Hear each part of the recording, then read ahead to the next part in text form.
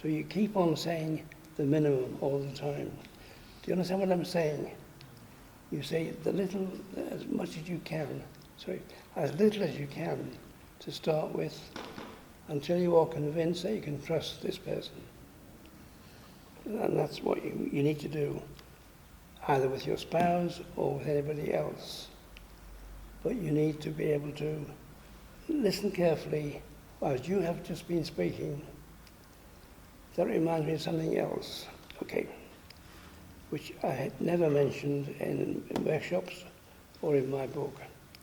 A thing I call a contract.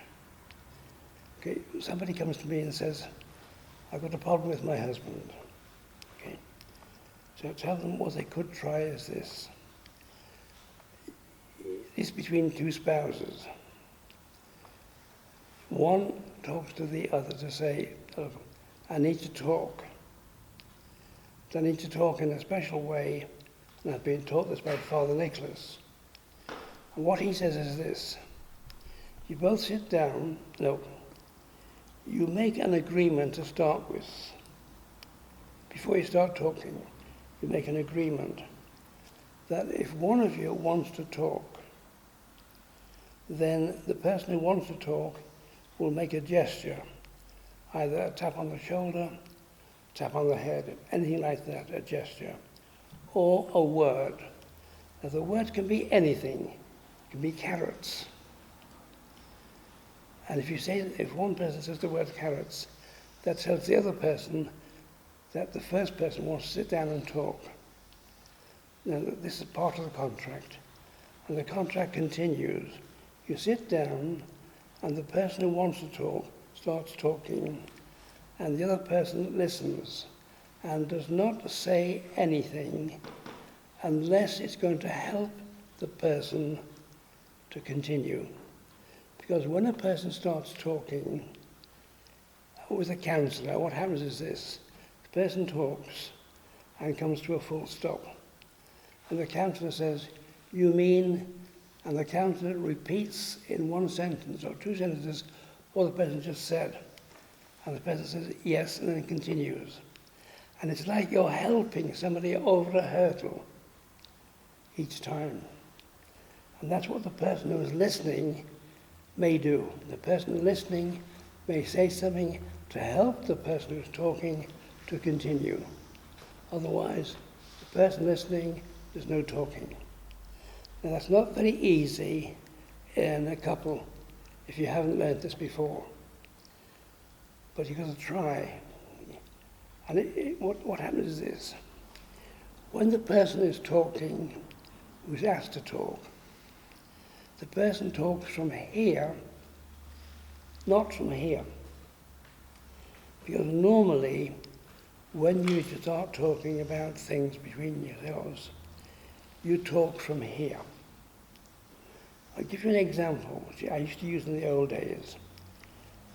A couple go to a cocktail party, and there's a ring of about 6-7 people, and the hostess is one of them, and the hostess is a bit mischievous, and she wants to cause problems with a friend of hers, and says to her friend, "What is the greatest thing you don't like about your husband?" And the other female says, "Well, he leaves the top of the toothpaste off." And the husband says, "Why didn't you tell me?" She says, "I couldn't." Because that example is one of many things. And you have to be careful how you talk in a family. So sometimes you can't say openly what you want to say unless you have formed a contract. Because when you form the contract, as you talk, you're talking from here. And the person that's listening to you talking from here, not from here. That's the whole point. And it's very important to try that if you've had difficulty in the past. And you've got to be honest. It's okay, I've told several people that, several couples that.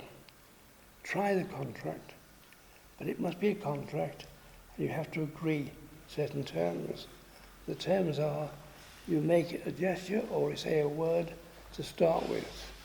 You sit down, one talks, one listens. It's vitally important that the person who's listening understands that they're going to listen.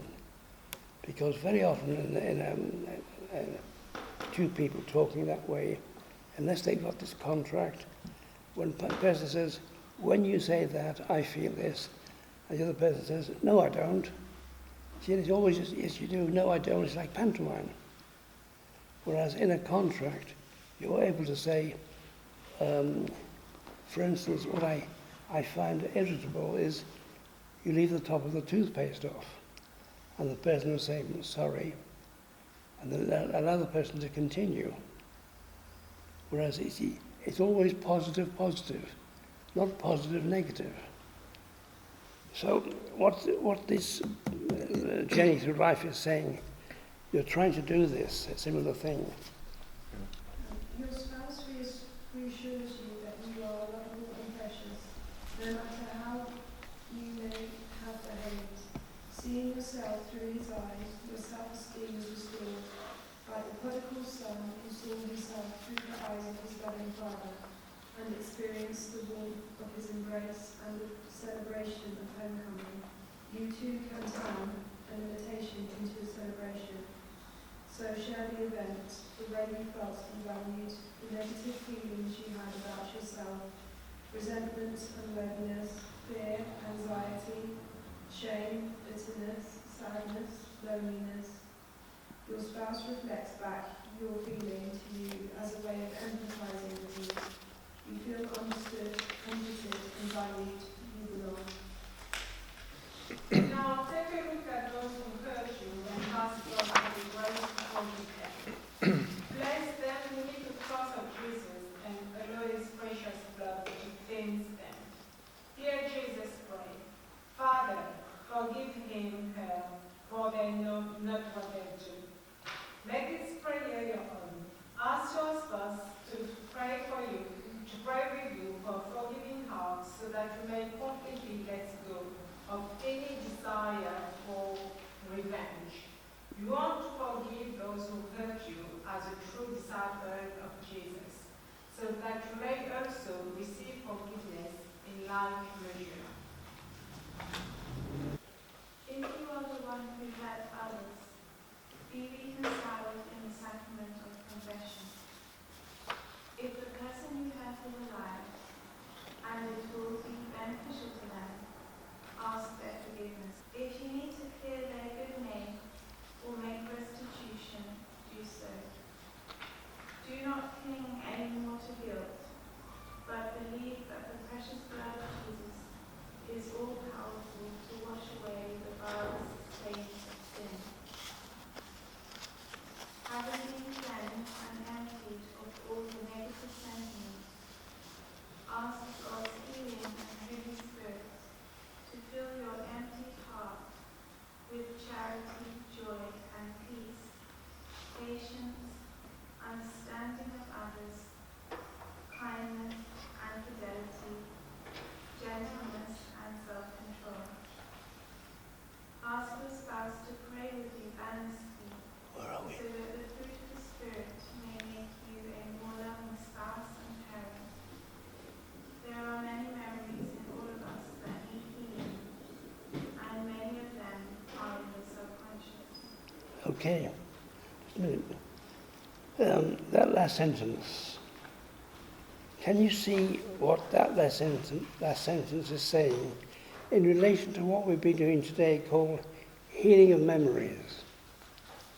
If you think back to all the examples I gave you, it was always something back in the person's memory, in the subconscious. There's a lot of stuff inside us we don't know about. And it'll only come out when we ask God to reveal it. This is what the healing of memories means. Take the retired teacher who panicked in water. Now, she didn't know why. until I said to her, feel your panicking water, how old you feel, 18 months. Now, nobody would have done that without the help of the Holy Spirit. 18 months old, because it's buried. It has been buried for over 40 years. And the person didn't know why she panicked. Because there's a memory there which is hidden. And the whole purpose of this healing of memories is for God to set free those who are oppressed. That's why my book has that subtitle, to set free those who are oppressed. Yes, I mentioned the 1976, the hot weather in 1976, and the lady who was cold all the time. And it was simply because her mother made her wear this brown dress to go to school in. So she wore her coat on top, which gave her the excuse for saying, I'm cold. So the body went cold. So you can see, there's always something years back which is affecting the person, and the person is oppressed. And what Jesus' job as Messiah is, he came to set free those who are oppressed. Okay. Who's next? Paul. God gives spouses and parents the grace to heal, so avail of his grace. It is God who heals.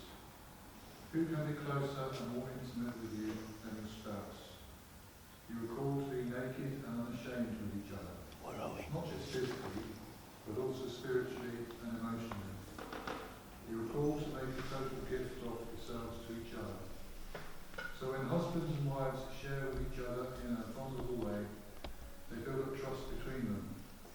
They can express their healing love intimately in a conjugal embrace, which no one can do with a holy person who prays over you.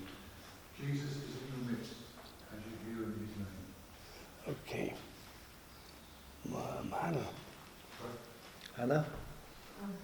Likewise, children are the personification and fruit of parental love.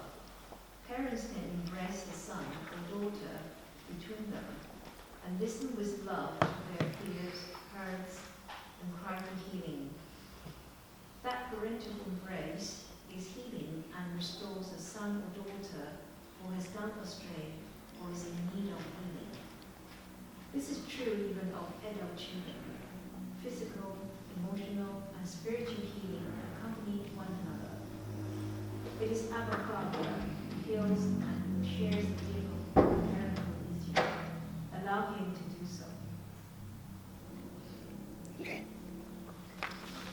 Many marriages and homes are unhappy because of alcoholism, addictions, nagging, lack of respect, no deep communication between spouses or between parents and children. Lack of forgiveness, strained relationships, coldness, sarcasm, mistrust, suspicion, and chronic illnesses. All these flow from buried anger, fear, guilt, or anxiety.